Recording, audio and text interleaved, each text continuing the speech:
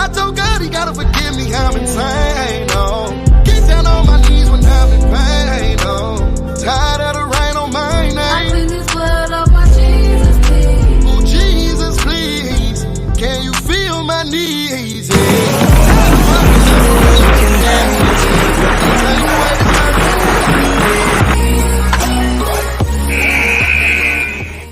Knowing that I love you, but sometimes I do the devil dance. Lost a couple of my partners, so I'm sliding out of whoever ends. Drop one of them niggas when I kill them, call the reverend, yeah.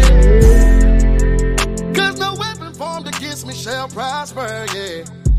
What up, y'all? How y'all doing tonight? Waiting on them boys outside. Scared to come outside. We waiting on y'all to get inside. Waiting y'all to get into the room. Join us up. Niggas always stepping out and later. Until it hurts, it ain't no mercy, that's just how we made. The church up in my verses, that's just how we made. Though I feel cursed, I pray for better days. Seems like yesterday we was catching plays, and it's been hard on me lately, I can't catch a break. I'm losing niggas on the day to day. Yeah, man. Every day I pray, only God can take this hate away. All right, man. So, yo, what's going on, Sean? How you doing, bro? Man, I'm doing good, man. How you doing? I'm doing all right, man. I'm doing all right. I had me a little drink, so you know what I mean. I'm feeling pretty good. Hey, that's crazy. man, if you don't pay attention, don't Pusha T this. Don't sit your ass down. Yeah, if you don't like, what part am I supposed to play? That, like, literally, there's only one line that's good in the whole joint. Yo, man, no, man. You know what, Mark? Let's talk about it for a second, bro. Like, if somebody diss you, right, and they have their instrumental that they diss you on, and you hop on the very same instrumental that they just diss you on, your diss better be a lot better than theirs. That's what I'm gonna say. So, like, how you gonna hop on the same exact instrumental and then come with something weaker? Like, you already, like, automatically, dog. Like, play Jim Jones. You were the first person I've seen say, "Yo, man, stop playing. Throw that Jim Jones diss on." No, man, you're supposed to be better than that. You're supposed to be better than that. Yo, can you imagine riding down the street with your mans and them, and like, yo, somebody in the car say, "Yo, throw on that Jim Jones diss." Like, what? Nigga, huh? Like, crazy. What are you talking about? Nobody want to hear that shit. That's like somebody. That's the chances of that happening is the same chances of somebody saying, "Yo, throw on that Benzino Eminem disc." Yeah, they're throwing that Benzino disc. Yo, that joint is basically a weed plate. Like, get out of here. Like, that joint is basically a weed plate. Like, yo, it's funny because right before we started this, Troy, we was talking about this. We was talking about this very subject, and I was saying, like, I'm actually coming around to feeling like Jim Jones won the battle. Thank you for the like. Yeah, please like and subscribe, guys. I appreciate it. Hey, man, first off, yeah, hold on. Now keep going. No, like I was saying, like I was saying, like I'm coming around to thinking Jim Jones won the battle, but the reason why I don't think Jim Jones won because of what he said was better than Push. What Pusha said was like this for this, Push was better. I just feel as though everything that Push did, like the way that it actually played out in the end, is like there was no end game to it, and that makes it corny because like you released it on Fashion Week and then never actually released the diss track. Like the diss track actually never came out. Like that's corny as shit to me. And then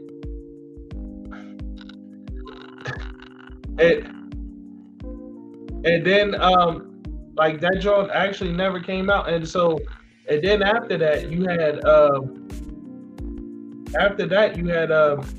Jim answer you, and then you never respond. Like I'm not feeling that. I'm not with it.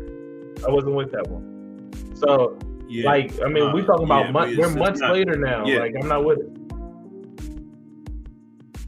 Yeah, ain't no album that I could go listen to it on. Like, it wasn't part of an album or nothing. It just, I don't know. Maybe it is part of an album that's supposed to come out next year. I don't know, man. But I feel cheated. Either way, I feel cheated out of something like that. You can't have that shit premiere around the world and then not release it, and then also have it to where everybody, like, they don't have no access to it. But Jim Jones is out here parading his stuff. You know what I mean? That shit is corny. I'm not with it. But anyway, yeah. So real quick, Cass. You know what I'm saying? I look like I'm about to go somewhere. Look, man, I got off of work. You know what I'm saying? I'm a company man now. You know what I'm saying? So I got to dress like this at work. You know, so that's what's up. Oh, my bad. Go ahead. Get that back up there. My bad. No worries. Yeah, so I thought he was going to drop it by the end of the summer. I actually want to hear Pusha T song clearly. Yeah, that's the thing. And Cass, I know you just commented and said Pusha T dropped that track while I missed out. No, you didn't miss anything because the track never came out, Cass. Never did.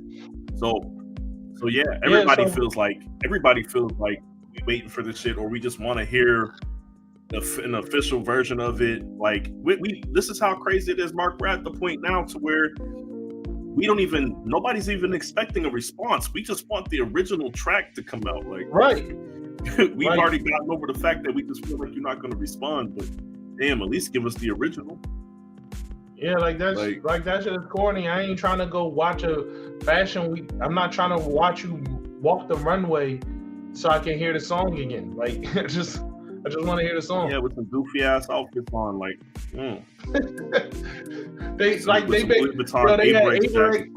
Averex jackets on the runway fashion week. Like, yeah, what's happening? Yeah, like that's crazy, man. These Averex Louis Vuitton mashup jackets. You know what I'm saying? Like, you can't tell me that's not a long sleeve Averex jacket. Like, that's just crazy. Nah. But yo, man. I just really think that Pusha should have thought that one through a little bit longer. But speaking of things that should have been thought through a little bit longer, I'm not going to waste time. I got the energy for it right now, bro. Noah Lyles. That's your man, right? Yeah. Yeah. I'm glad. I don't know him. I don't know him. No, you just claimed him. He's not my I said that's your man, and you said yeah.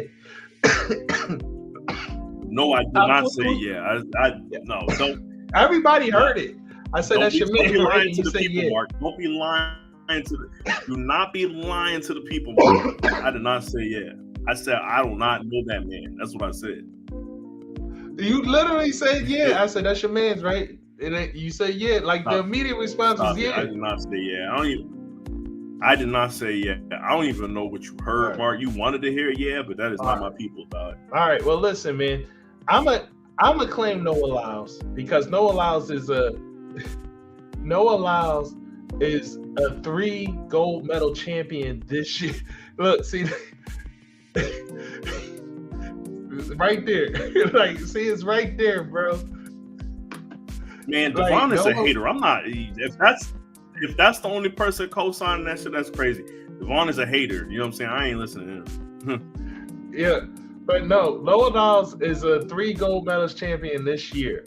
Like, you know what I mean? So I'm gonna claim him. And just like you, I claim you, but sometimes you say some stupid shit. And in this case, Noah Lyles, you know what I mean? 3-time gold medalist. And this year, he said some stupid shit. And it's all right. He's still one of us. He's still the people. But the weird thing is he said something really dumb. And you know what? For those that don't know what he said, go ahead and load up the drawing so they can see it. Oh, okay. Yeah, we're going to get into this. Hold on. All right, I'm hit play. Yeah. Hold on. Oh, my bad. That's on me, guys. I'm sorry. It's this background music. Is that on you? Yeah, I think so. Good. Oh, yeah. Give me a second. Hold up. Lyles. The biggest names in the NBA are coming after world champion American sprinter Noah Lyles, after he made a pretty outrageous statement about the league. The 2023 sprint champion was asked about the state of sports champions, and he said what hurts him the most is when he has to watch the NBA Finals champions wear world champions on their heads. He then said, world champion of what? The United States? Cue KD, Booker, Dame, Bam, and a ton of other NBA stars who also flooded the comments. Book dropped this emoji. KD said someone has to help Lyles. Aaron Gordon said, whatever, I'm smoking buddy in the 200 meter. Dame was confused. Bam needed someone to let Lyles know. PJ Tucker couldn't believe it. I mean, the list goes on and on. There were even some NFL players in the mix. Le'Veon Bell backed the NBA players up by pointing out how the best players in the world go to the NBA. That is the reality. The NBA has long been considered the best league in the world, and mostly all the best international players come to the US to play. USA basketball also has an outstanding record at the Olympics and other international competition. The biggest... Yeah. All right. You can go ahead and take that down. But yeah, so that's just the synopsis there for you guys, so you can see what was going on. And you don't watch us to hear what other people feel about it. You watch us to hear what we feel about it. So I'm gonna throw my hat in the ring like I'm on the Alabama waterfront. And so here I am. I'm going to just tell you right now. You know what I mean? Like Noah Lyles was wilding, bro. This seemed like it came from a place of just straight up hater shit. I don't know. It seemed very unprovoked, and and not only that, but it came from a pure place of ignorance. Because I don't like what you do in track. Yeah, that hurts me the most. Why does it hurt you, bro? Explain that. Where did this come from? But I got a few theories, Mark. You know what I'm saying? I'm just gonna assume maybe it's a couple of theories I got. Right? Just hear me out. Maybe his pops was a basketball star, but it was one of those illegitimate children cases. You know what I'm saying? He really claimed him, but that's where his athletic ability came from. So now he's hating on basketball players. I don't know. Then I got another theory. Clearly, maybe a basketball player messed with his girl. I don't know. Maybe a basketball player messed with his mom.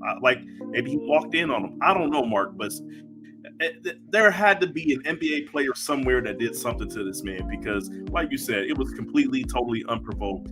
It didn't make any sense. Hey, man, it's a great win today. How do you feel? You know what I really hate, man?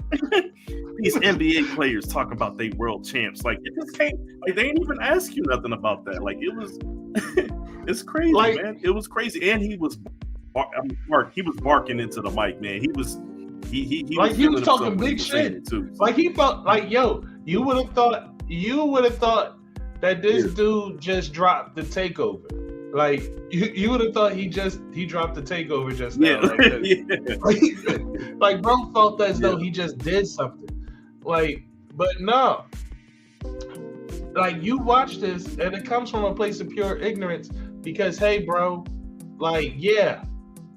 the NBA, they play in the United States. These teams play in the United States, but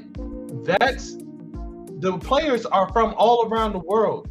The players from all around the world are gathered into the NBA. The NBA is the top league. I challenge anyone to find a European team that can beat the number 3 team in the NBA. I challenge you. You're not going to find them. The best players from your country is in the NBA. You got players from China, Japan, Greece. The best player, Giannis, he's from Greece. Jokic, he's from Yugoslavia or whatever. You know what I mean? You got these players from other places. They're all here in the NBA. They can claim the world champ because players from around the world play in the NBA. It's not like track. In track, only Americans could play for America. Like, you can't go get the best Jamaican player and play and have them run track for America. You can't, like, only Americans could do that. So yes, in order to be a world champ in those type of sports, you have to play other countries because you can only do it for your country. Yeah. Hey, Devon, listen. As a former military member, like, I had no problem with that statement. You forget. Like, we just had a presidency. We just had a presidency that we're recovering from. That was kind of wild. Yeah, and I'll say this, man. It's especially as somebody who's in the military and spent time overseas. There's been plenty of times where I felt like we could do some shit better, and I'm in another country like, dog, they were able to get this right, but we haven't been able to. Don't get it messed up though. Like, I still in the United States. Like, I'm still here, obviously, right? But at the same time, if you don't like it all the time, I can understand, And real quick for that last comment, said I never heard a player say I want to grow up and play in the EuroLeague. That's a perfect example, but every single prospect from another country, it's so much.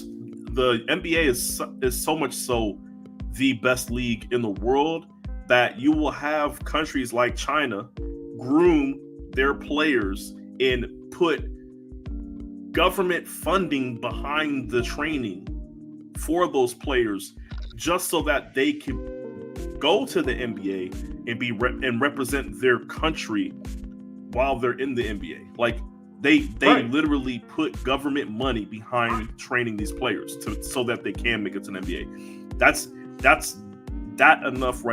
is enough right there to say that we have the best players in the world playing in the NBA. So, it's not just the NBA. It's not just the NBA. Let's take it to the MLB. The MLB is a melting pot. In fact, the MLB probably has more players from other countries that are the best in the MLB than players that are from America that are at the top in the MLB. Like, one of the very best in the MLB, Ohtani, is from Japan. Like, directly from Japan. He needs a translator every day. Yeah. Like, you know what I'm saying? Like, So you have, like, so like, in the MLB, like, Ohtani don't want to play for Japan because the money's here in the MLB. The money and all the fame and all the glory. I was just gonna say, it's not even just the money, Mark. I remember watching all the stories about Ichiro at the time, and there was probably like a good 2 years of everybody hyping up Ichiro while he was in Japan, and people legitimately said, we don't care what your batting average is over there, even though Japan is one of the most respected teams, or one of the most respected countries when it comes to baseball outside of America. But people still said, look, Ichiro can bat 500 over there, and we don't care. He can't do that here. And guess what? Ichiro came to the United States and played in the MLB specifically to cement his legacy. Like, he knew that, yes, I can dominate over here and I can put up ridiculous numbers, but it's not going to mean anything unless I'm playing against the best competition in the world. Right. Simple. Like, only sport. If it wasn't that, go ahead. No, yeah. The only ball sport that we compete in that we don't dominate in is soccer / football. American players cannot go over to Europe, like, and just be as good as they are here. Like, if they could be, they would not pick. If you were good enough to be in the EuroLeague in football, in traditional football, you would be in the EuroLeague. That's the only sport where you wouldn't want to be in America for. If you were good enough to play soccer for like in the EuroLeague, you would be over there. You wouldn't be America, even if you was an American. Yeah, and let's be honest. The only time they come over here is when you're throwing $500 million. I'm saying $500 million, slight exaggeration, but you know what I'm talking about. Right. When David Beckham came here, this is years ago when money wasn't that plentiful. Mm-hmm. They paid that man $200 million to come over here. Okay, like that's the only way we can get those guys to come over here is at the end of their careers when they bag chasing. When they want when they're when they like I guess I'll show up and play some games. But and what's crazy is America is so bad at soccer. Well, America men's in particular, because America women's cleans up, except for this year. But American men's is this so year bad. They feel like the men. American men's is so bad that players from over there, they come over here when they're washed over there. Like the same way our NBA players go play for Japan and go play for the Euro teams after they're washed in the NBA, after the NBA don't want them no more. That's how the European players treat America in soccer. Like, okay, I'm washed in the Euro shit, so now I'm gonna go over there and dominate. And they come over here and beat our ass. Yeah. Like, so that. Yeah. So, it's crazy. Yeah. Like, so the only situation where Noah would be correct is if the American title for soccer, if the American championship title for soccer was called World Champions, then he would be correct, because America ain't beating no team in America is beating any team over there. But when it comes to the MLB and it comes to the NBA, the top teams in the NBA is beating every team over there. And then and we've already shown it that if we give you your players back, if we say, go ahead, you can have Luka back so he can play in the Olympics. Go ahead, Giannis, you could go back to Greece so you can play in the Olympics. Joel, go home so you can play in the Olympics. We're just going to gather our best American NBA players and play them in the Olympics. Anytime that we've actually put our best American players into the into the Olympics, it's not close. It's not close. Yeah. The only times that America has gotten dominated is when we had to put the B squad out because the top players didn't want to start dilly-dallying with it. Yeah.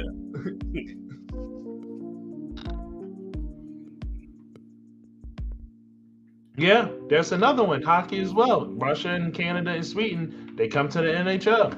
They don't stay home. They come to the NHL to play. Yeah, I saw you already put this up from Troy, where he said Messi is washed in Euro, but could dominate over here. Yeah, he did. Yeah. So one thing.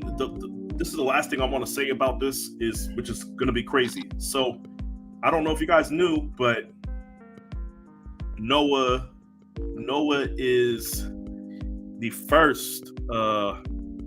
He's the first track star to win gold in the 100, 200, and the 4x100 since Usain Bolt. Okay, so you can't. How is it that you can accomplish something that in recent memory only Usain Bolt has been able to do, and you're on that level, but yet nobody is talking about that. Nobody's saying anything about that. I don't even think anybody in the comment section knew that, because all they know is this idiot is out here talking crazy. But that's where the bitterness comes from. Like I think that's where it comes from, and that's where the hate comes from. Is that you accomplished something that no one has accomplished since Usain Bolt, and you already know in your mind nobody's going to talk about it. Nobody's even going to know who you are, and so that bitterness came out in a stupid ass comment, And so it is what it is. You know what I mean? Yes. All right. See, first, yeah, I want to put this coming up here. So yes, so it's first American to do it since Michael Johnson. That was a long time ago, sir. That was over 20 years ago that Michael Johnson with the gold track shoes. You know what I'm saying? I remember that. That was a long time ago. So yeah, being the first person to do it since then is kind of a crazy deal. Or first American, excuse me, to do it since then. So yeah, he's definitely gotta get his shit together, because we definitely should be talking about something else other than his dumbass comments. Yeah. See, Sean, you fucking up. Yeah. Go ahead. No, go ahead. Keep talking. I just realized there was something I wanted to bring up today that I'm not prepared for. So keep talking. Sorry. Oh, okay. Nah. Yeah. Yeah. Let me see this. Sounds like a rejected spouse. Okay. Yeah. I mean, it is what it is, man. Like this, I'll be honest with you, man. I don't like this new wave of American track stars. I'm not gonna say I don't like them completely, but they need to tighten up, Mark. I want to be proud of them. I want to be proud of them on all fronts. I don't want nobody to be able to poke holes in their personalities or their you know how they carry themselves. You know what I'm saying? I want to be proud to be an American, Mark. I want to be able to see us go out there, win events, and then brag about it. But it's kind of hard to do that.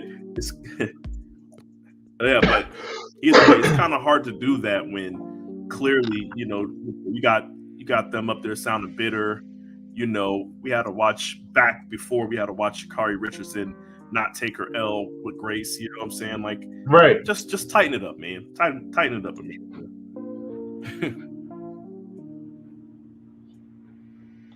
All right, I'm ready. Yeah, so yeah. All right, real quick, guys. Like the next thing I wanted to talk about to get off this subject, I wanted to talk about Coco Gauff. I don't know if you guys are aware, but in the Open, are you aware, Sean, about Coco Gauff? Yes, no, maybe so. Barely, yes. All right. So. Yeah, did you hear me? Yeah, go ahead. Yeah, I heard you. Coco Gauff got into it with the chair umpire in the Open in tennis. She got into it with the chair umpire because she felt as though the state of play was very slow. And I'm just going to share this video from ESPN of the interaction, and then I'm going to get into it. And Sean, you can react to it after as well, because Sean will be watching it for the first time. So.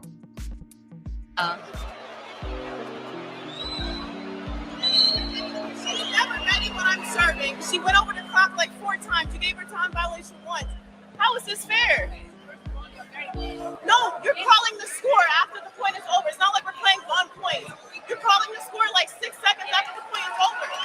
Yeah, she's 100% right. You missed her like 4 times. She's never ready. It's not like we're having 30-ball rallies. It's 2 balls. She's going to. I'm going a normal speed. Ask any ref here. I go at medium pace speed. But she can't every single point. And everybody in this crowd knows you're not doing your job. I've been quiet the whole match. Why do you think they clapped when you gave her time violation? Because she's been missing for like 6 points. Not first set, every game, second set, every game. I didn't say nothing, but now it's ridiculous. I don't care when she's swinging her serve, but my serve, she has to be ready. Okay, well said. As if she didn't have the crowd on her side enough. Well, she spoke her piece. Yeah, he was right. Boiling over for 2 hours and 20 minutes. All right. So basically, what you just saw there, what you guys just saw there was Coco Gauff going off on the umpire because she was very biased. And all right, let me close this up. But yeah, Yeah, Devon is saying it right here. The umpire was biased and wasn't enforcing the rules for the non-black participant. Um, yeah, that was it was really crazy. Like essentially, what was happening was that this person, the person that Coco was going up against, was slowing down the pace of the game by uh, just by not being ready, and the umpire wasn't enforcing it, and this happened for 2 rounds. Like so now in the third round, Coco spoke up, and clearly the entire crowd felt the same way she felt because as Coco is speaking and they can hear her speaking, they are applauding her for standing up for herself. And so it's not like so they can't spin it like, oh, this girl feels like she's being treated differently. Everybody can see it, and she put it right there on Front Street for the world to see. So Sean, since this is the first time you're seeing it, how do you feel about it? Oh, and Yeah. here So this Troy is says this she is the also thing. let the real quick. Just want to get to Troy's comment before you talk. She says she also let the other girl sit down and take a break, which is against the rules. Good. Yeah. So this is what my thoughts are on this. Um, Serena Williams. People forget, but Serena Williams went through the same thing in her younger years at I think it was the French Open. You know what I mean? Hmm. And it's crazy to me because it's almost like identical. The still, if you took still photos, it's almost identical. You can go back and look that up, and you'll see Serena doing the same thing, talking to the Hmm. judge and everything, and saying, "Hey, look, this is the third time it's happened. The ball was clearly in play. They're showing the replays on the screen. It's not even close that it's in play, and you're calling it out because I'm smoking this girl, right?" So, and the craziest part about it was 2 Americans, Serena Williams and the other I can't remember her name, but she was an American too. Of course, she was white, and it just turned out that they was like, nah, man, we not. And this is like when Serena, it was just her and Serena at the top of the game. They were kind of going back and forth, and this is right at that moment where Serena was starting to begin her dominance, and it's almost like they could Hmm. see it coming, and they just didn't want it to happen. Now you're in a different country. You're in France. They're not really fucking with black people at the time, I guess, especially not in their hallowed sport.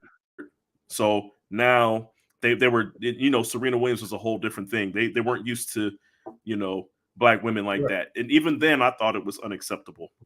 Now the craziest thing about this one is this is happening at the U.S. Open, Mark.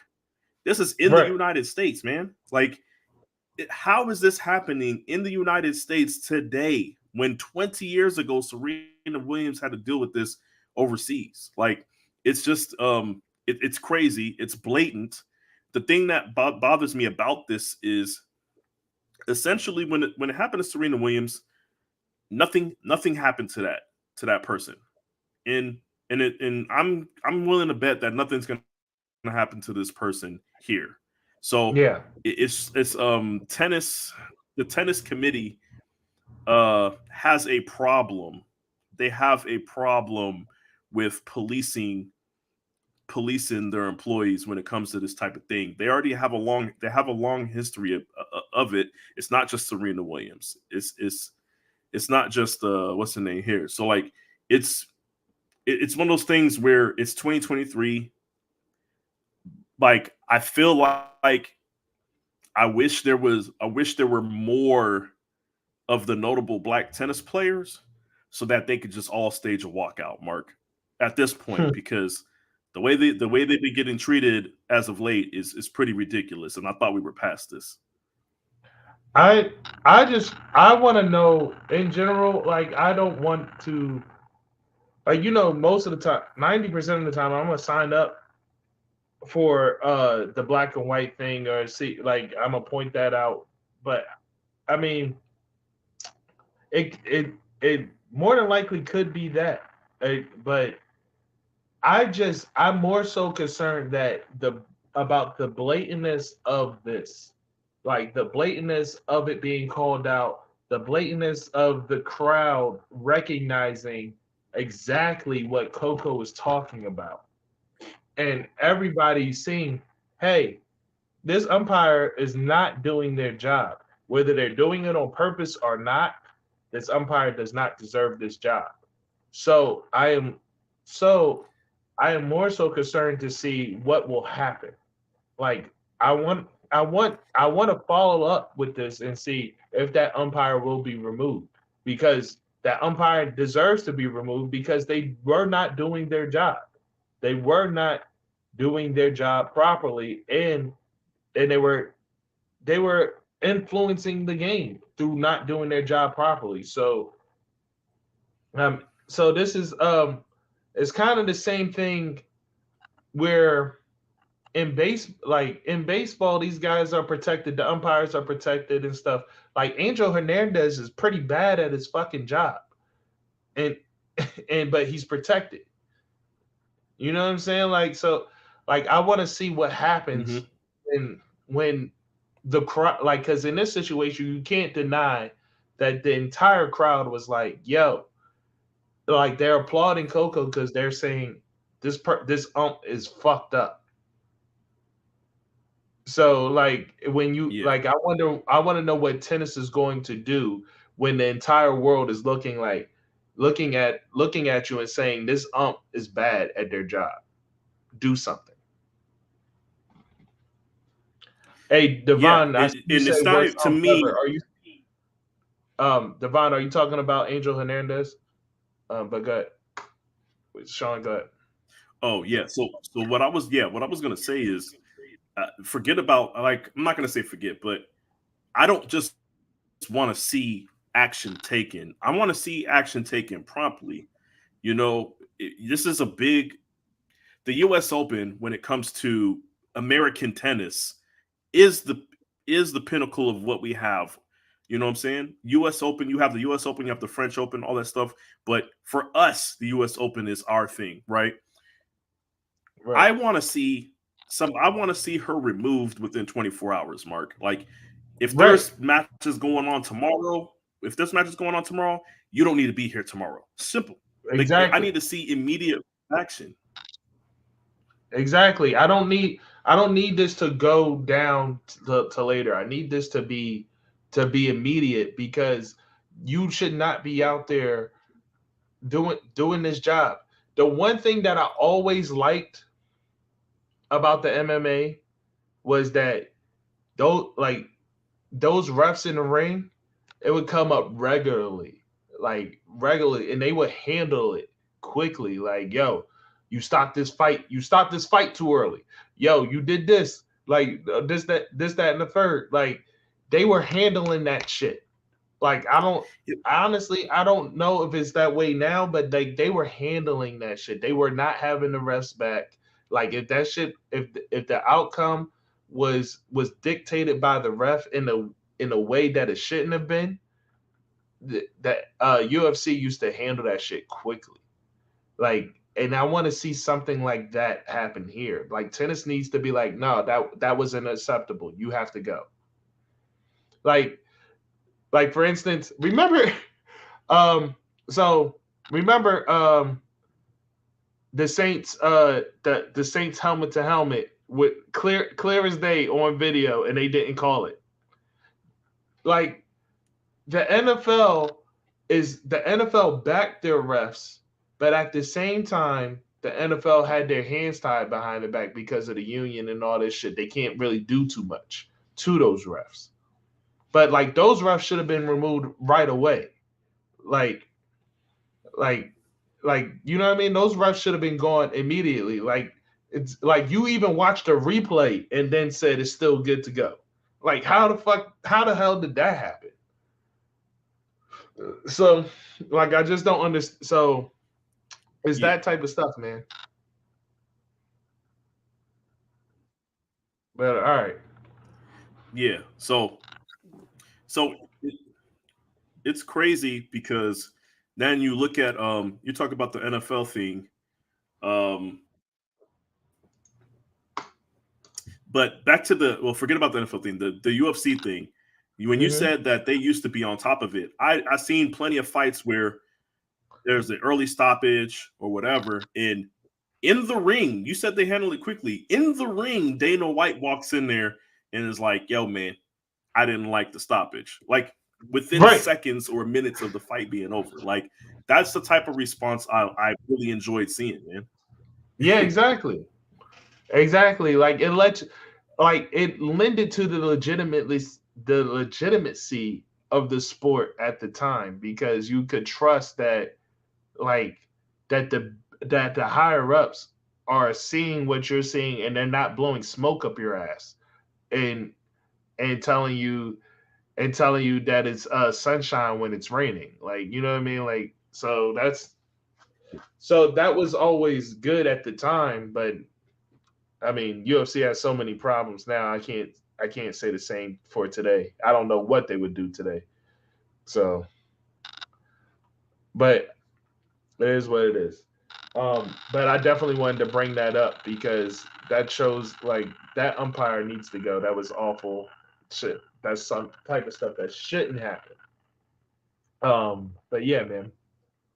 Anyway, moving on from that, we are now, Sean, is there anything that you wanted to bring up today? And guys, if there's anything in sports that you wanted us to talk about or anything that you wanted to bring up, go ahead and put it in the comments section and we'll bring it up. But was there anything that you wanted to talk about before I move into this next subject? No, I don't got anything. Okay. All right, man. So I'm gonna bring this up. This is something that's always been near and dear to my heart. Um, like if you are a fan of fantasy football and you play in the fantasy sports realm, I feel as though there's only two acceptable places where you should actually have your team located. Um,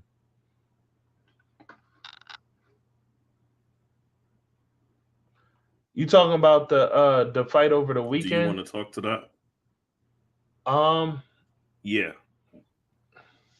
so you said yeah, you do. You think so? You saw it? Yeah, I did. So Okay, good. yeah, it definitely. This is my problem with. Well, this is my problem with boxing, man. Was it like the definition of a low blow? Like he did not get hit in his groin, but this has been a problem for me with boxing from the beginning of time.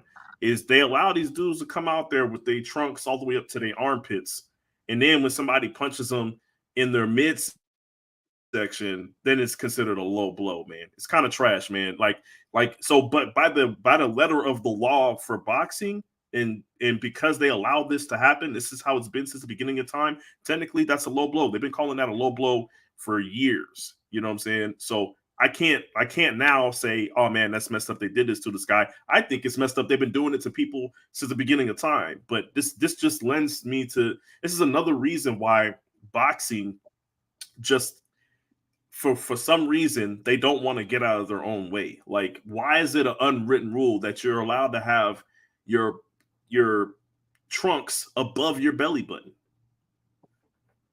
Tobias, we ain't talk about that, yet, but we could get to that.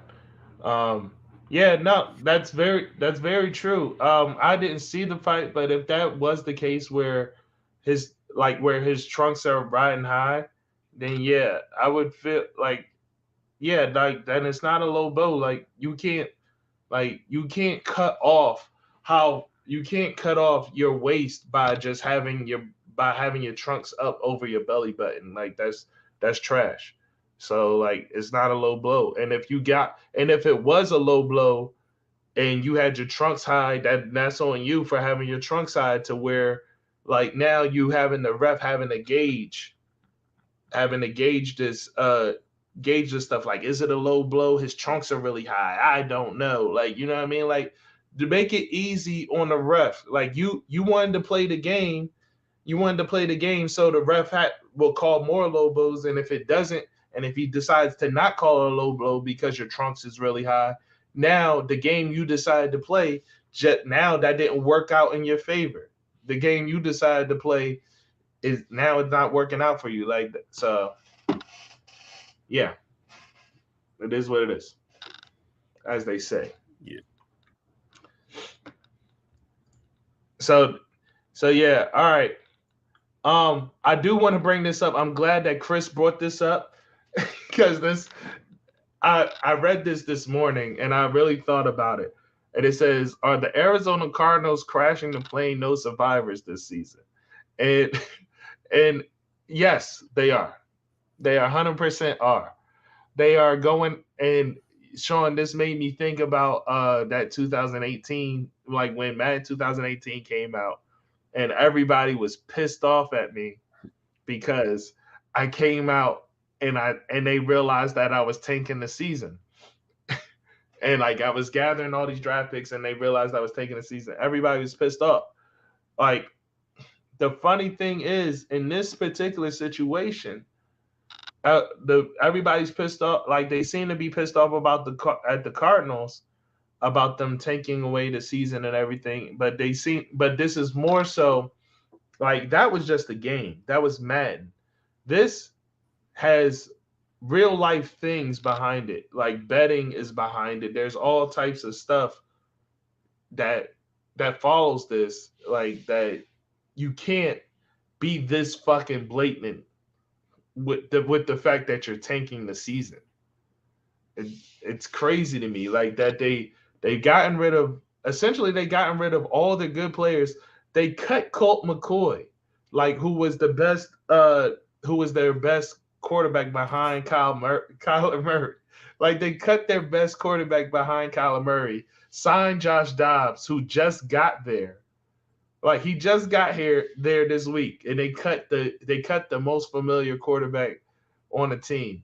But I don't expect anything less from a guy named Jonathan Gannon, because Jonathan Gannon is the same shameless dickhead that decided to take interviews with the Arizona Cardinals to be their head coach the week he should have been preparing for the effing Super Bowl.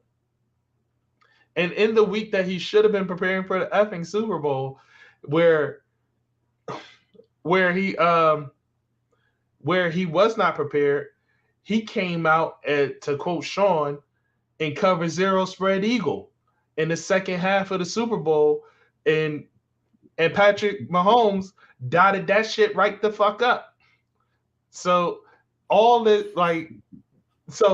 Jonathan Gannon is a POS.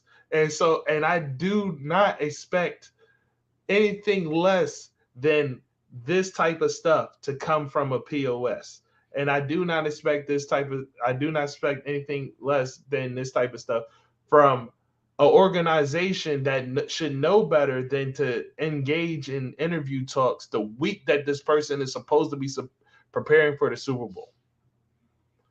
Like, so it is what it is. Yeah, no. Good. Yeah, that's the worst part about that is that man showed up to the Super Bowl and didn't do his job. Like how am I auditioning for a promotion? And you know, I go and interview for a promotion essentially, and then like, no, wait till this game coming up, and then go out there and just show your ass. Like, how does that work? And then the fact that the Cardinals even took him after that and they're allowing him to do essentially what he's doing right now lets me know that the Cardinals are no better than Gannon. They made for each other, Mark. Absolutely. Yeah, they're not. And this is gonna be interesting. And Devon, I'm not saying Josh Dobbs isn't a good quarterback. He is. But the fact of the matter is that he's coming there no prep. Like he's not prepared to be the quarterback of that team. And yeah, so real quick, Mark. Oh, my bad. Yeah, real quick though. He showed up this week, Devon. Like he didn't play preseason. He didn't show up to camp. He doesn't know anything. That man knows as much about the Arizona offense as I do right now. And as soon as he showed up, they cut Colt McCoy. What does that tell you, man? Don't be copping pleas for these dudes, man. They said, it said, don't worry, Murray will be a Patriot by the end of the year. Hey, Rob, I'm gonna let you know right now, bro. Kyler Murray is probably only 2 steps better than Lady Hips.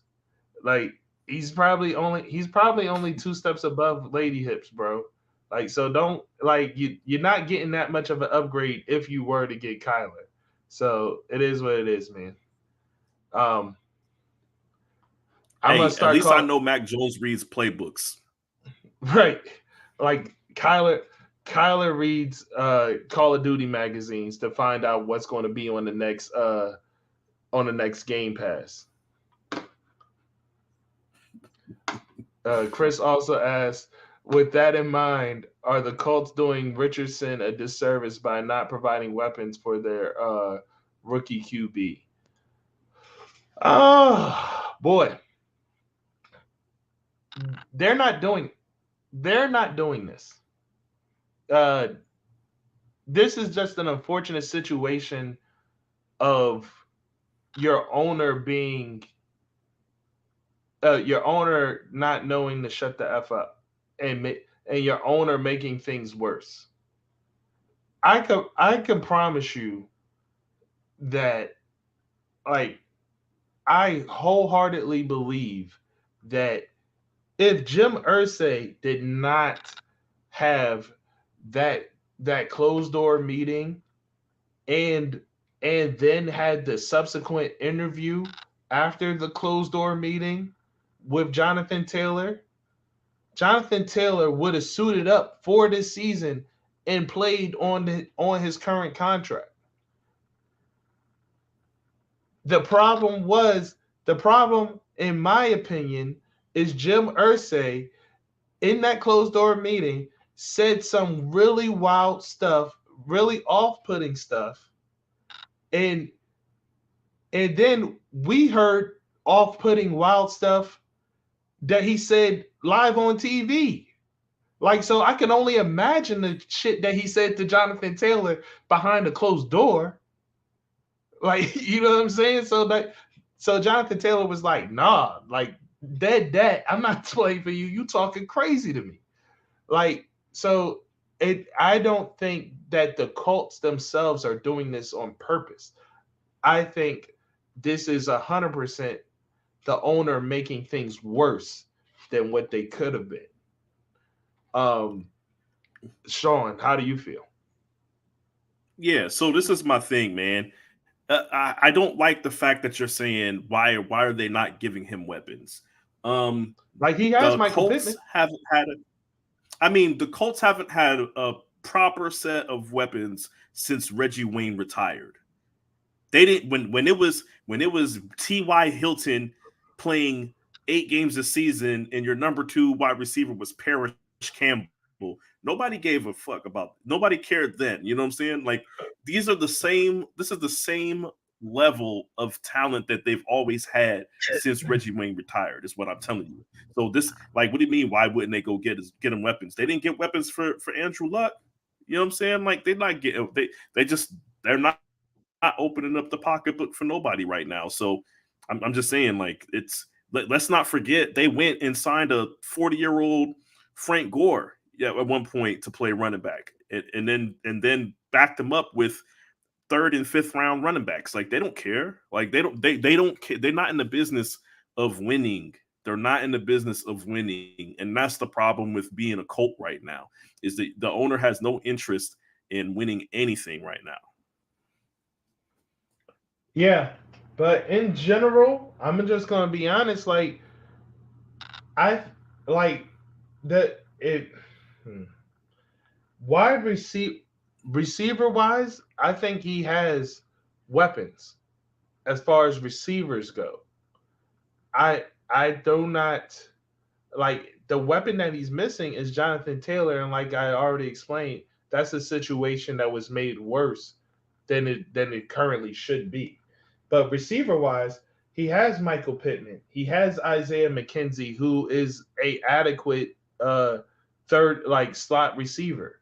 He has tight end. He has Alex Pierce, but Alex Pierce, he's not the ideal number 2.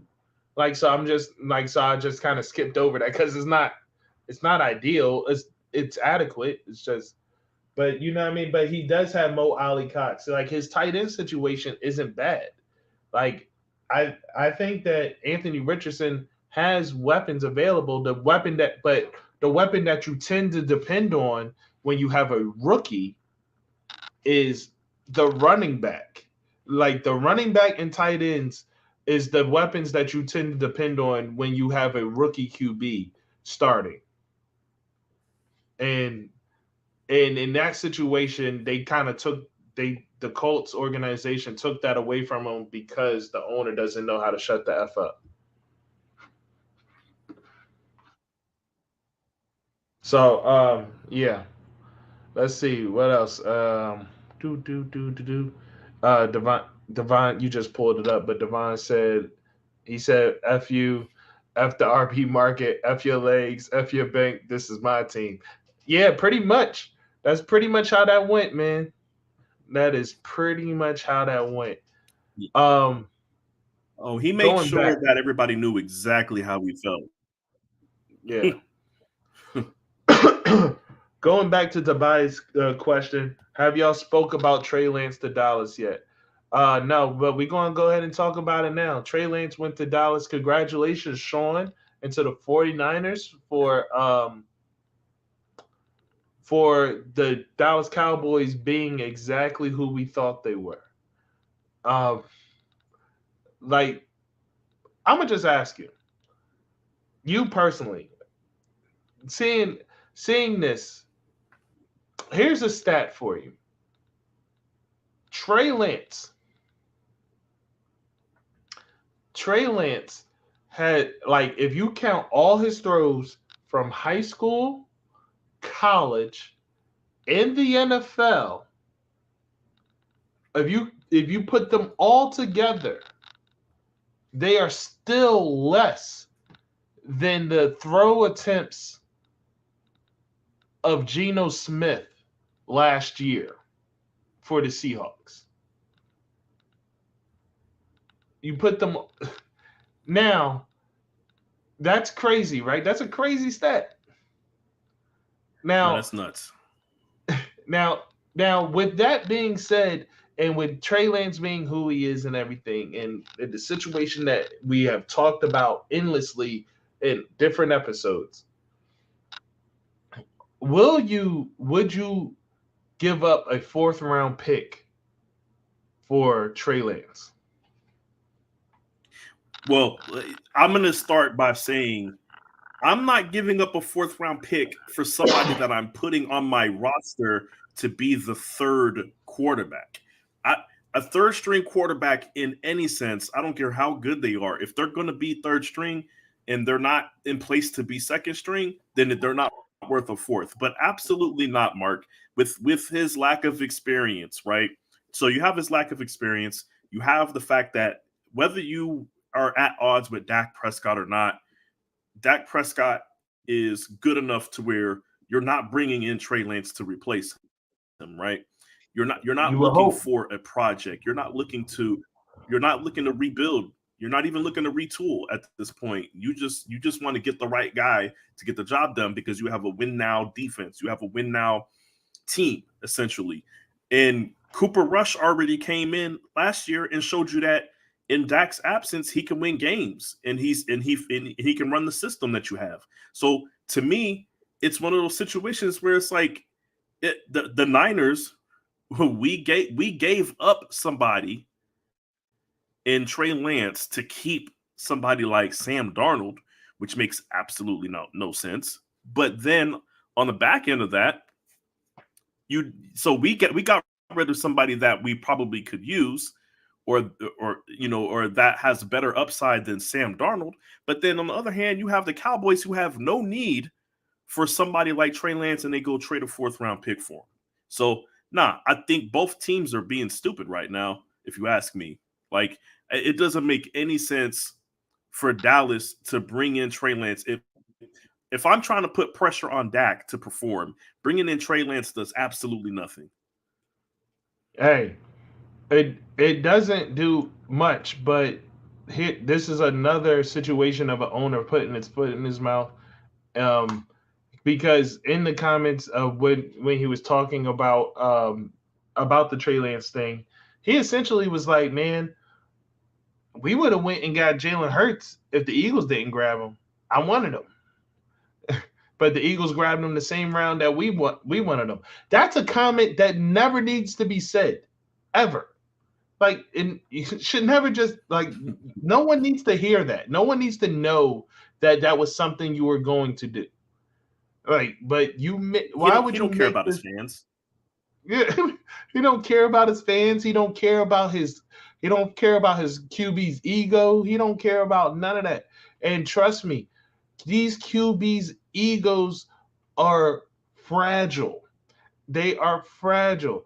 Unless you are Jalen Hurts. Jalen Hurts has proven through his time in Alabama and his path to becoming the Eagle starter that his ego is not fragile.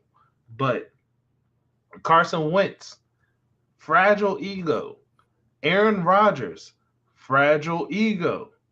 Tom Brady, fragile ego. Like, these guys' egos are fragile. Brett Favre, fragile ego. These QBs have fragile egos. Joe Montana did not have a fragile ego. He let Steve Young be back there. He helped Steve Young get to where he was going. You know what I'm saying? Like, but Tom Brady, like when Jimmy Garoppolo was around, he hated that shit. Like, these guys have fragile egos. Like you got it. So you have to watch it and you're not helping your case, even though Trey Lance isn't truly, and he should not be a threat to Dak Prescott. The issue here is the fact that you went and made this move and you made these comments about Jalen Hurts all at the same time. Like, so it was like, yeah, man. Like, so essentially it was like, yeah, we got Trey Lance because I've already had doubts about Dak Prescott back then. I had doubts about Dak Prescott 3 years ago. I wanted to get Jalen Hurts, but I couldn't get Jalen Hurts. So now I'm getting the Wish version of Jalen Hurts. So, you know what I mean? I'm getting the Wish.com version of Jalen Hurts now. So, you know what I'm saying? Like, that's essentially what Jerry Jones said on the interview. Like, I don't really believe in Dak. I wanted to get Jalen Hurts, but that didn't work out. So I went for the discount bargain bin, and I found this. I paid a little bit extra for it, but I think it'll work out. Yo, so here's another thing that I'm not sure if you knew about, Mark, but it got mentioned this morning that Jerry Jones made this decision to go get Trey Lance. Jerry Jones did not discuss it with Mike McCarthy, and he didn't discuss it with Dak Prescott. So, like, I mean, he just at every moment's turn, he's taking his opportunity to shit on Dak. Like, he's really getting the message out here, just in case you wasn't sure about my comments, just in case you weren't sure about the Jalen Hurts thing. Let me just let you know straight up. You know what I'm saying? I'm not going to consult you, nothing. I'm just going to bring another QB in. You're going to find out through Twitter that Trey Lance is now a quarterback in Dallas. Like, it's crazy, Mark. That is insanity that Jerry Jones is like, he's been, you know what's funny, man? He's been quiet for a while now since his son, Stephen Jones, has been doing all the GM stuff, man. He's been quiet. He's been trusting Stephen Jones to do everything. Stephen Jones saved him from picking up Johnny Manziel. Stephen Jones has been doing a great job. And then now it seems like I know we probably had thoughts like, yo, is this really happening? Is Dallas actually going to get their shit together? Is Jerry Jones going to stay like out of the spotlight? He's going to keep his hands out of the cookie jar. You know, he's going to try not to micromanage. And it's like, maybe this is just a new Jerry Jones. And then all of a sudden, man, it's looking like the armor's starting to crack on Jerry Jones, Mark. He's I guess it's only a matter of time before he went back to his old ways. Cause I mean, what he's doing to Dak right now, it's messed up because it's the beginning of the season. There are no quarterbacks available right now. Dak is your quarterback. It's simple as that. Dak is unless you're going to go out there and start Cooper Rush, Dak is your quarterback. And you're essentially self-destructing your quarterback before the season even starts, and you're doing it without his replacement in the tuck. So Jerry Jones is out here sabotaging his own team, Mark, and it doesn't make sense. No. I mean, but this has been Jerry Jones since forever. Like Doug, the worst thing that could have happened to the Dallas Cowboys was winning 2 championships in a row. Worst thing that could have ever happened to them. Because ever since that one time that Jerry caught lightning in the bottle, he thought he was the shit. And because he's the owner and he thought he was the shit after catching lightning in the bottle, now you have 20-something years of mediocrity because he feels as though he did it once, he could do it again. Hey, the Eagles kind of went through something like that after 2017. The Eagles caught lightning in a bottle because that shit shouldn't have happened. I don't care what anybody thinks. They literally were just trying to build a team so that they could remain relevant while recovering from what they gave up to get Carson Wentz. Meanwhile, that team caught lightning and won the Super Bowl. Right after that, they was like, oh, we're the fucking shit. We're going to resign these bargain bin basement motherfuckers, and we're going to run it back. Wrong. Not fucking wrong. Not going to fucking happen. These dudes is old as fuck. They gave you that 1 year of lightning, and it wasn't going to happen again. And now our cap situation was all effed up because you paid all these mother effers. And then we go back, and now you start doing dumb shit like getting JJ Arcega-White. Like instead of shopping at the top shelf for the players, you like, hey man, I see that dude over there. He played at LSU. He was fantastic over at LSU. Fuck that. I'm going to go to TCU and get Jalen Reagor. Like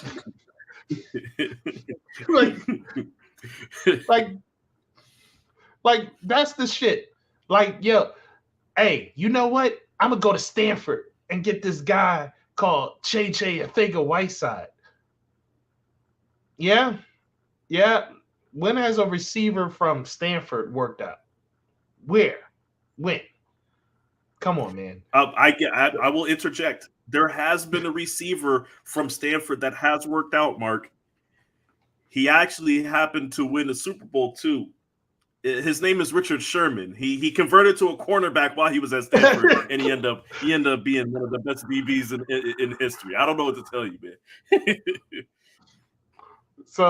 But yeah, these are the things that, like, yo, these people, like, at least the Eagles figured it out and said, hold up, my head is up my ass. I'm thinking I'm better than I actually am. Let me back off and start actually listening to my scouts and shit.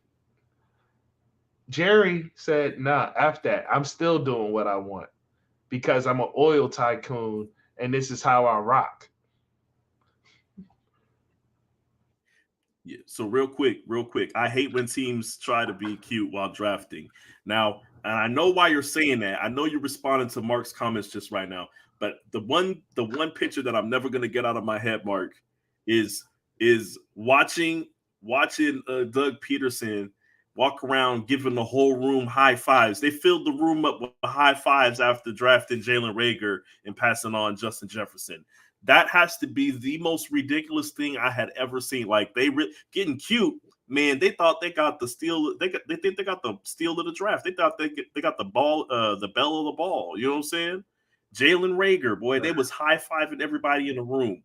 I know Mark probably still have nightmares about that. Doug, you and I was sitting, like we were on the phone, and I was cussing. Like I was cussing. Like I was so fucking angry. I was so angry. I'm still angry right now. Like that, it's insane. Like, yeah. But hey, when it works, like I feel like the Eagles is probably one of the luckiest teams in the world because like the way that we recovered from that like is insane. Like the way we recovered from those 2000 from the 2018 to 2020 stuff, like the way we stumbled through that and recovered is wild. But yeah. Anyway, guys, if you haven't if you have anything else that you want to bring up, let us know.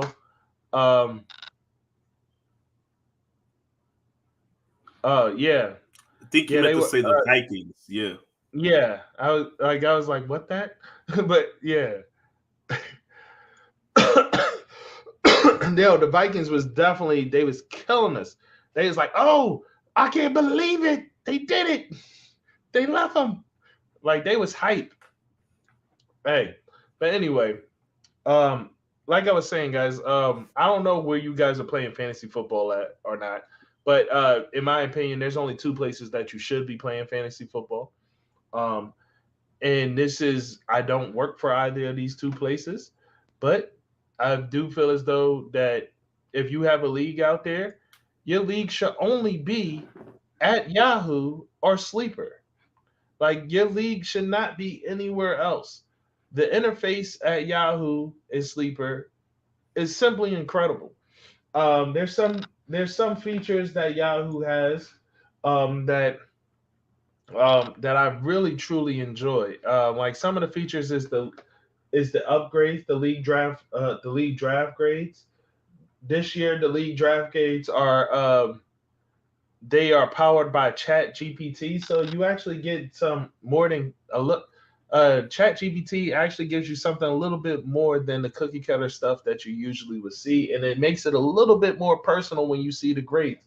I'm just going to give you a quick sentence from this person that had the top grade in one of my leagues. It says Robots in Disguise transforms the draft into championship gold. And that's one line that just right there it made it a little bit more personal with the heading with the transform and Robots in Disguise. And it says in the No Happy Fun Time Drama League, the Robots in Disguise prove that they are more than meets the eye with their stellar draft performance. Like that type of stuff made it a little bit more personal. And like I said, the interface here is really top notch. You see the draft grades, you see your league homepage. When the matchups start, when you're actually on the app, you can see you could go to each individual game and it'll take you to the individual performance. You can see where they are on the field, where these teams are on the field and everything. Like the graphics and interface is really good. Whereas there's other websites like ESPN, very basic.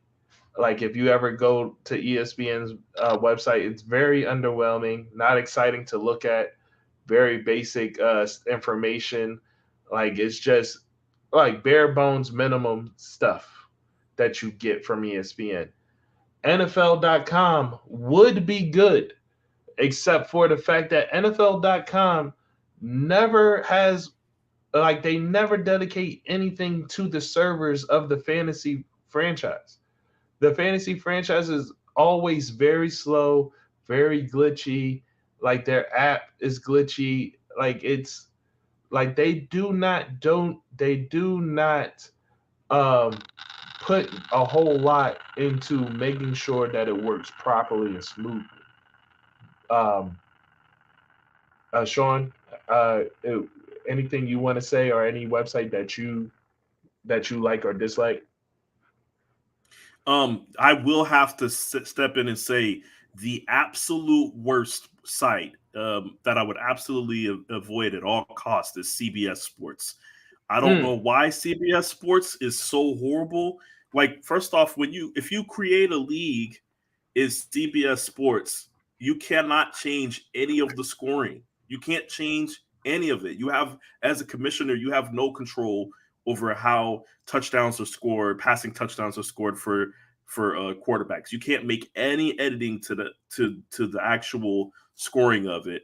And I believe their default, like everybody else's default standard scoring or standard league, is 1 QB, 2 wide receivers, 2 running backs, a tight end, a defense, a kicker. It's simple as that, and then you got your bench spots. CBS Sports is the only one that does not have that as their default.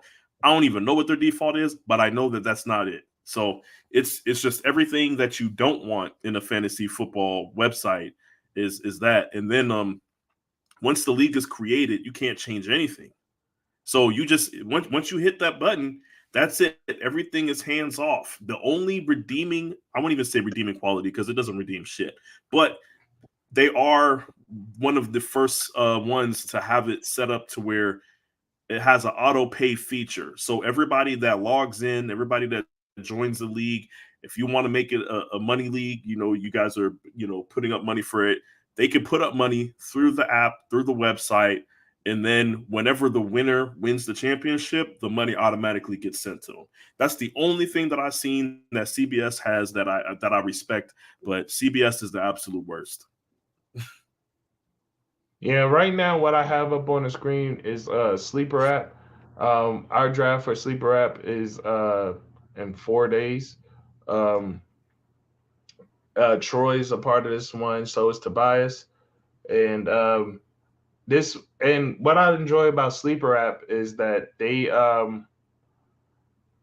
everything is very upfront, and it works smoothly, and the chat is right there in your face on the app. Like everything you could do on a desktop is right there on the app. With this one, we'll see what the upgrades are as far as draft grades and anything like that. But I like the little mascot interface when you're playing someone and they show, like when they show your matchup with the versus the mascots, the little things that the little animations that they do. It's really dope. But outside of that, ain't much else going on, man. I do want to bring up this before we head out of here. Sean and I, we did a practice league. We're running a practice Madden league for before we start the Connector franchise. I won the Super Bowl. Like, I chose the Eagles. Sean chose the San Francisco 49ers. Sean and I faced each other twice this season, and I won both times. So I'm pretty proud of that. I'm pretty happy of that. Sean is a tough out. He's very tough to get out of there, and I was able to get him out of there twice. One time in the regular season, the next time in the NFC Championship. So yeah, man. Sean, how do you feel about Madden, and how do you feel about how the season went so far? Well, let me just put it this way. I'm going to address the 2 dubs that you're so proud of. I mean, it really speaks to how great of a player I am that Mark really hangs his hat on these 2 victories that he's gotten over me. And he felt the need. He felt so good about him. He felt the need to share it with the world, So, yeah. So, I mean, I'll just take it as a compliment. I'll take it as a compliment for now. He won the little practice league. That's cool. But with that said, the little practice league. But with that said, I will say this. I like Madden is gonna do Madden shit. You know what I'm saying? Let's keep it a buck. Like, they're gonna do Madden shit. So, like, outside of the occasional Madden stuff that was happening, I really enjoy how the game felt when I'm playing. I felt like I was in control. I felt like it was a good balance of injuries. There was a lot of you run into a lot of injuries, like you might get a strained muscle or something. Like, people will be leaving the game for 2 or 3 plays here and there in every single game, which is pretty natural for football. You see guys getting massage with their pants halfway down for the Giants. You know what I'm saying? I mean, that's in real life. You know what I'm saying? Like you see guys getting rubbed down on the sideline. You got guys getting iced up and stuff like that. So yeah. Hey, real quick, hold up, man. Yes, I did keep Trey Lance. And real quick, Trey Lance, he's a project. Let's just put it that way. The man threw for my season, he threw 26 interceptions, 23 passing touchdowns, ran for 6 touchdowns. Like he still got me to the NFC Championship, but that's besides the point. But no, and guess what? When we start the franchise, I'm still gonna keep him. But he will be replaced by a draft pick. I'm not even gonna say a lie. What's that? Sean, you can't. What's that? You can't keep. Oh, that's right. I forgot. We're gonna be going with the live rosters. So yeah, you're right. You know what's crazy? About that Mark is this is what I'm talking about. Niners being stupid. That means I'm going into the season with Sam Darnold and Brock Purdy. Mark, I need help, bro. I need help. I gotta trade people away to fix this shit immediately. But but Madden so far I've enjoyed it, man. I enjoy playing defense. I enjoy playing offense. I'm figuring it out. Clearly, I got a little bit more to figure out if I'm letting Mark beat me. But fuck yeah. So, yes. Yeah, I'm ready. I'm ready for the season, though. I'm ready. Boy, listen. Everybody that was with us in the Madden League know that I'm a dog when it comes to I can be a dog when it comes to Madden. I'm just a little in the past I've been a little bit more of a risk taker and a Brett Favre type of player. In this game I'm trying to mitigate that. I'm trying not to be the gunslinger that I've always been. So yeah, man. But that's funny. Look, maybe I was out of line, Mark. Maybe I was slightly disrespectful to you early. I apologize. Maybe I'm in my feelings right now, but yeah.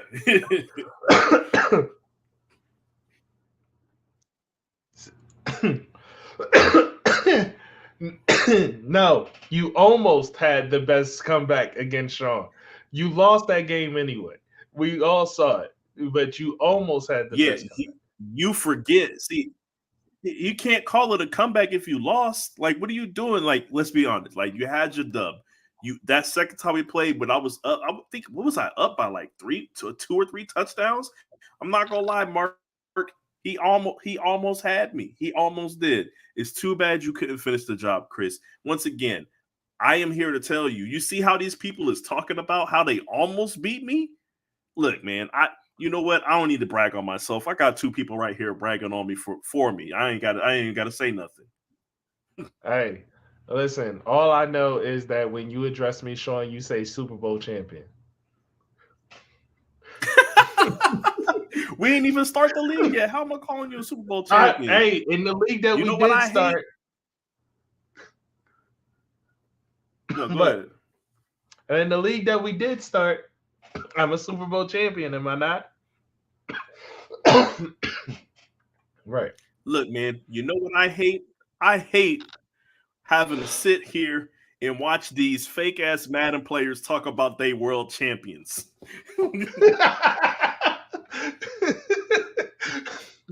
That's funny. That's funny.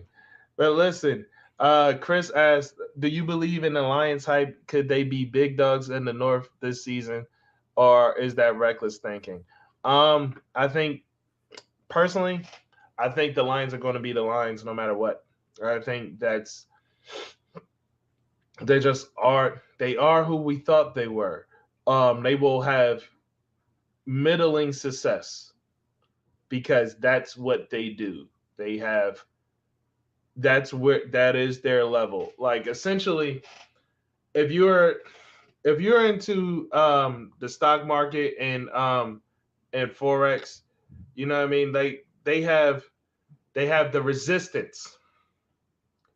They have the resistance. essentially, the Lions have a resistance. The resistance is like a key level that you hit.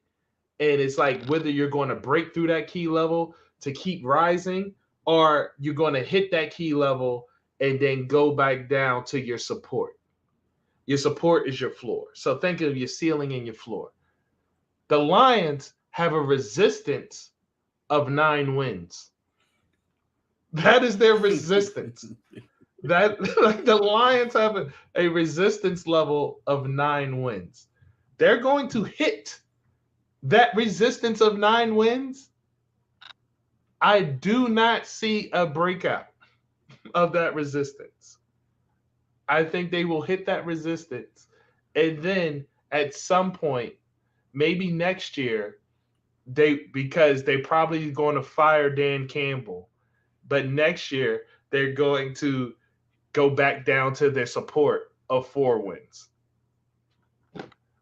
So there you go. Well, look, this is what I'll say. The Lions, this is the thing. This is a crazy question. Like, could they be the big dogs of the North? Like big dogs? When you say big dogs, I'm thinking dominating. Are you asking me if they might be able to win the playoffs by winning the division?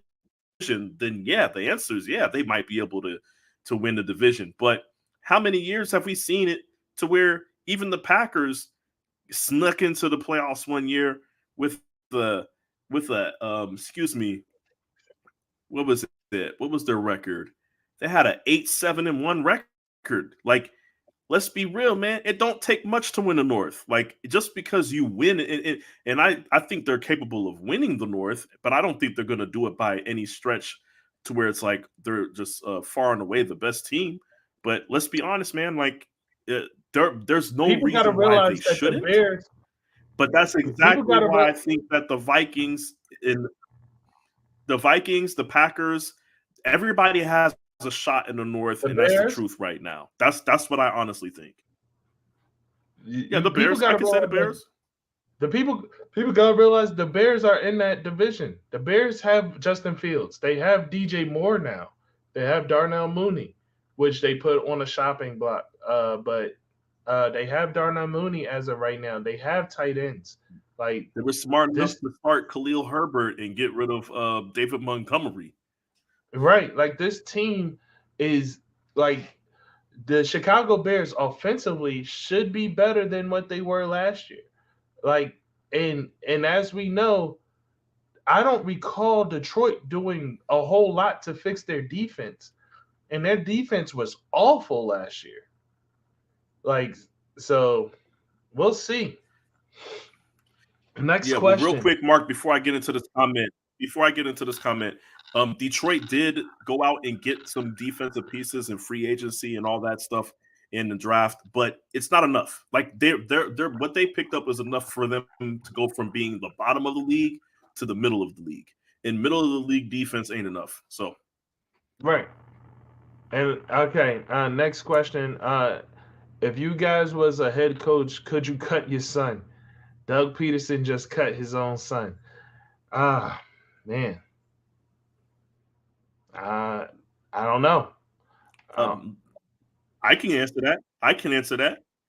If you were Doug Peterson, right, and everybody was trashing you while you were at the Eagles, they won't even count the Super Bowl win that you got. They say you lucked up into it, and they said you were more of a detriment to the team than you were an addition. And then you go out, you actually make the playoffs with the Jaguars, who haven't seen the playoffs since freaking Byron Leftwich was a quarterback. So once you do that, absolutely, you are not going to take my glory away from me, boy.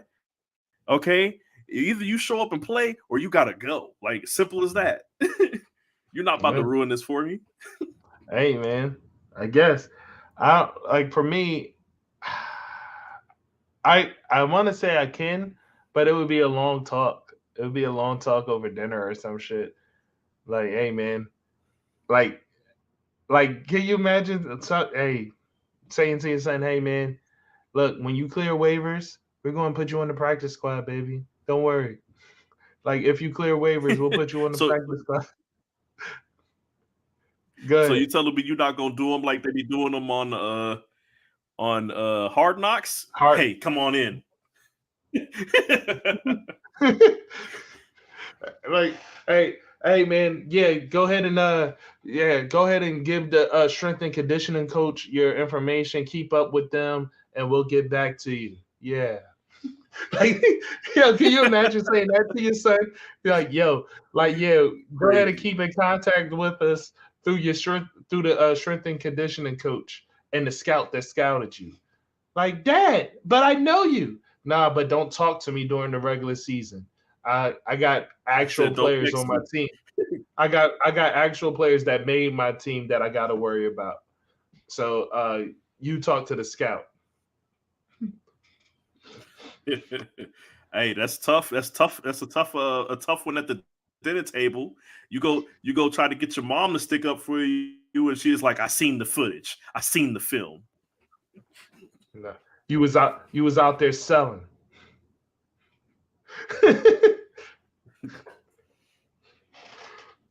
Damn, that's crazy.